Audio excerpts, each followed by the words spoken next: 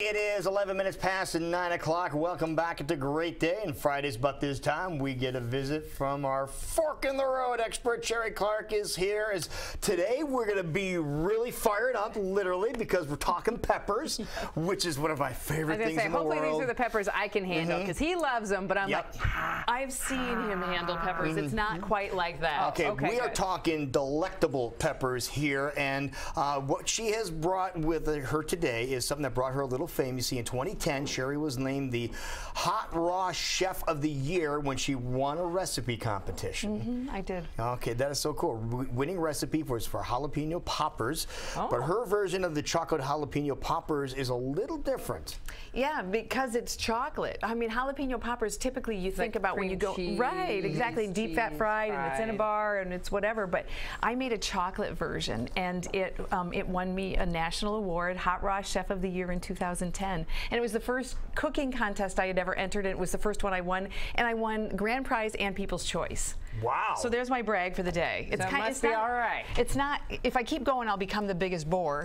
So I won't go there. No, that is very cool though. So what did you do to create all these then? I did a couple of different things, and I don't know if we have a clip of the video that I sent in as a competition. Yeah. She just said we're ready to go with that. So awesome. want to take a look at it? Yeah, let's take a look. A bit of vanilla sauce, or vanilla extract, I'm sorry. And the vanilla extract helps the chocolate just give it a little bit of a lift. Give it a whiz bang, turn it on.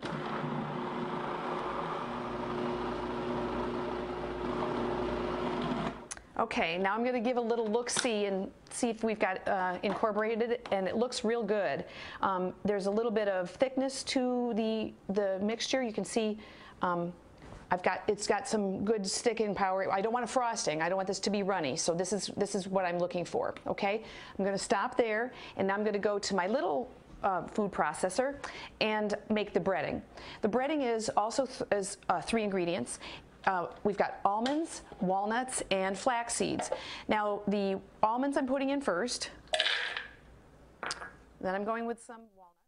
So super simple ingredients, as we always learn from you, but a different way of looking at some great ingredients. Now, a lot of people are starting to get many peppers out there. Everything's growing beautifully this year. So give us some ideas of how we can use these amazing peppers. Of course, and your award-winning one right here. Yes, and the chocolate jalapeno one, the secret to this is, you know, I don't cook my food, and deep fat frying really is kind of flies in the face of trying to be healthy. So what I did was I made a really thick chocolate sauce, and then and it's actually more than a sauce, it's a really thick, and then I stuffed the pepper with it, put it in the dehydrator for 12 to 17 hours, just until I remember. Yeah, a long time, and then and there you have it. So it's really tasty if you want to taste it. What kind of pepper? This is a jalapeno, so it's got a little bit of heat. But the chocolate is sweet, so they tend to balance each other. I don't know how hot that jalapeno is, so we may. Watch your ears. If flames shoot out of Jackie's ears, it's a little on the warm side, okay? So you and I might be talking for a little bit. Yeah. So, and that's the thing about peppers. The thing to know about peppers is a couple things. One is you don't know how hot they are. You can't tell by looking at them. Certainly the different varieties have different heat to them, but some of them, you know, you could get 2 off of the same plant and they're completely different heat, as you know. Now, did you take the seeds out of these peppers? I did seed the, and I also rinsed them to try to make them a little bit less hot. Get the capsaicin off it, yeah. Exactly. And I don't, and again, we don't know what we're going to get. It's Russian roulette. You could eat what. I'm a weakling when it comes to peppers, though, just so you realize that. And it's very tolerable, and I do love when you combine sweet or salty or spicy and sweet. It's a fantastic combination, but that is numbing my tongue a little bit. But I'm a weak when it comes to peppers. Well, particularly if you're expected to talk right afterwards. It's you need to have a little beer and a little bit of a. It is something you very much enjoy. It's something you definitely enjoy, like very thick chocolatey sauce, like very decadent. Yes. And then you get that heat. Right up behind you. So very interesting. Never had anything like that. Very tasty. There's another version of it on your plate, and that is it looks like it's vanilla, but it's not. That's a savory one. Now that's closer this one right here? Yes, that's closer to the bar version. The middle one. The middle one. So that was, as you know, I'm a big fan of cashews, so I made a cashew cheese, and then I did a bread coating on the outside, dehydrated that as well, and it's going to give you that whole flavor that you would get if you were in a pub. Okay. So that's a savory version. Also a jalapeno, so you've got a little bit of heat. Because what I wanted to do, a lot of people are used to bell peppers, and that's you know certainly this time of year, but it's all peppers are in season. One other thing. That's good. Isn't that lovely? I love that.